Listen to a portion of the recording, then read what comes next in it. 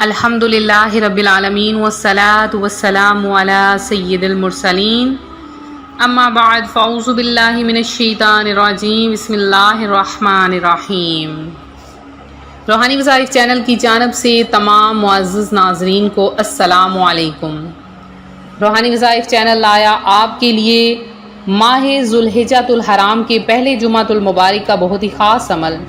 یکم ذوالحجۃ الحرام ہے اور آج پہلا جمعہ ہے۔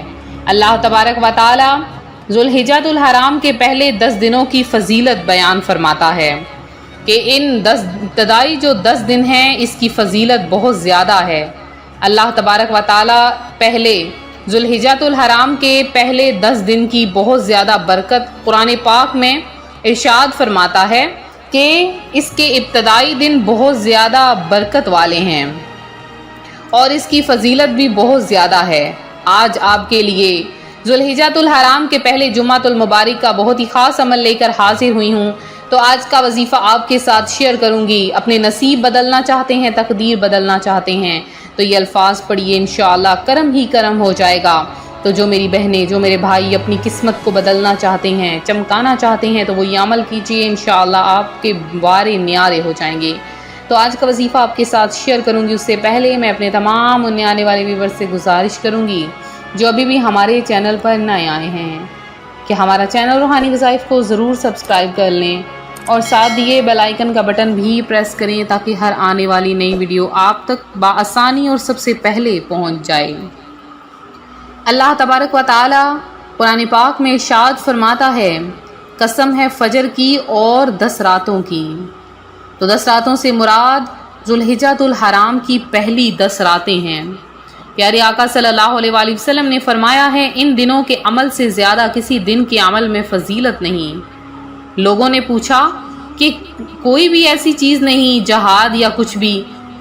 تو پیارے آقا علیہ الصلوۃ والسلام نے فرمایا کہ اس شخص کے جو اپنی جان و مال خطرے میں ڈال کر نکلا اور واپس آیا تو ساتھ کچھ بھی نہ لایا۔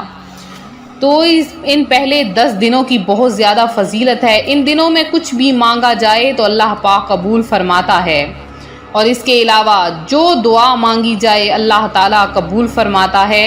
اس دن ان 10 دنوں میں جو کوئی فوت ہو جاتا ہے، حج کے لیے نکلتا ہے اور فوت ہو جاتا ہے تو قیامت کے دن تک اسے حج کرنے والے کا اجر لکھا جائے گا، اور جو عمرہ کرنے کے لیے روانہ ہوا اور فوت ہو گیا تو اس کے لیے روز قیامت تک عمرہ کرنے والے کا اجر لکھا جاتا ہے، اور جو جہاد کے لیے نکلا اور فوت ہو گیا تو اس کے لیے روز قیامت تک جہاد کرنے والوں کا اجر لکھا جاتا ہے۔ تو جیسے ہی چاند نظر آئے، چاند نظر آتے ہی فوری طور پر اگر آپ کے ذمہ قربانی ہے، آپ نے اگر قربانی دینی ہے تب بھی، اور اگر نہیں دینی تب بھی آپ نے موئے زیر ناف و بغل اور ناخن 40 دن کے اندر کاٹنا ویسے تو ضروری ہیں، لیکن ان دنوں میں کاٹنے نہیں چاہیے۔ قربانی والا اپنے ناخن اور بال ہرگز نہ کاٹے کہ جس کے پاس قربانی کے لیے جانور ہو تو جب ذوالحجہ کا چاند طلوع ہو جائے وہ اپنے بال اور ناخنوں سے کچھ بھی نہ کاٹے حتیٰ کہ قربانی کر لے۔ جب قربانی کر لینی ہے تب بال و ناخن کو کاٹنا چاہیے، اس سے پہلے ہرگز بال یا ناخن وغیرہ نہیں کاٹنے چاہیے۔ تو آج جمعۃ المبارک کا پیارا مبارک اور بابرکت ترین دن ہے، تو اس دن بہت زیادہ فضیلتیں ہیں، بہت زیادہ برکتیں ہیں۔ پیارے آقا صلی اللہ علیہ وآلہ وسلم کا فرمان ہے، مجھے سوار کے پیالے کی مانند نہ بناؤ کہ سوار اپنے پیالے کو پانی سے بھرتا ہے، پھر اسے رکھتا ہے اور سامان اٹھاتا ہے، پھر جب اسے پانی کی حاجت ہوتی ہے تو اسے پیتا ہے، وضو کرتا ہے ورنہ اسے پھینک دیتا ہے۔ لیکن مجھے تم اپنی دعا کے اول و آخر اور درمیان میں یاد رکھو، یعنی کہ درود پاک اول اور آخر میں ضرور پڑھو۔ تو پیارے آقا صلی اللہ علیہ وآلہ وسلم کی پیاری باتوں میں یہ بات بہت ہی پیاری ہے اور دل کو لگتی ہے کہ جب بھی کوئی دعا مانگیں تو دعا مانگنے کے ساتھ کوشش کریں درود پاک کی ایک تسبیح پڑھ لیا کریں، ایک تسبیح استغفر اللہ کی پڑھ لیا کریں۔ اللہ پاک آپ کی دعا کو فوری طور پہ سن لے گا۔ تو جو کوئی چاہتا ہے کہ ذوالحجۃ الحرام میں کثرت کے ساتھ عبادت کرنے والوں میں شمار ہو تو روزانہ آپ نے ایک تسبیح پڑھ لینی ہے۔ وہ کون سی؟ آج سے شروع کر لیجئے، روزانہ ایک تسبیح 10 ذوالحجۃ الحرام تک پڑھیے۔ وہ تسبیح ہے لا الہ الا اللہ کی۔ یہ بہت افضل ذکر ہے کہ پیارے آقا علیہ الصلوۃ والسلام کا فرمان ہے، جس بندے نے اخلاص کے ساتھ لا الہ الا اللہ کہا تو آسمان کے دروازے کھول دیے جاتے ہیں، یہاں تک کہ وہ عرش تک پہنچ جاتا ہے، جبکہ کبیرہ گناہوں سے بچتا رہے۔ تو آپ نے ایک تسبیح لا الہ الا اللہ کی پڑھنی ہے، اور اس کے بعد آپ نے درود پاک کی ایک تسبیح پڑھنی ہے، اور جب آپ درود پاک کی ایک تسبیح پڑھ لیں تو پھر آپ نے کیا کرنا ہے، یہ کلمات آپ نے یعنی حسبنا اللہ و نعم الوکیل، نعم المولا و نعم النصیر، آپ نے یہ کلمات صرف اور صرف 613 مرتبہ 613 ٹائم 613 مرتبہ آپ نے پڑھنے ہیں۔ حسبنا اللہ و نعم الوکیل، نعم المولا و نعم النصیر، یہ آپ نے کلمات 613 بار پڑھنے ہیں، اور آخر میں 1 2 3 جتنی مرتبہ چاہیں درود پاک پڑھ لیں، اور پھر جب درود پاک پڑھیں تو دعا مانگیں۔ انشاءاللہ عز و جل یہ الفاظ پڑھتے ہی کرم ہو جائے گا، اللہ تبارک و تعالی آپ کے دن پھیر دے گا، آپ کی حاجتوں کو پورا کر دے گا، آپ کے نصیب بدل جائیں گے۔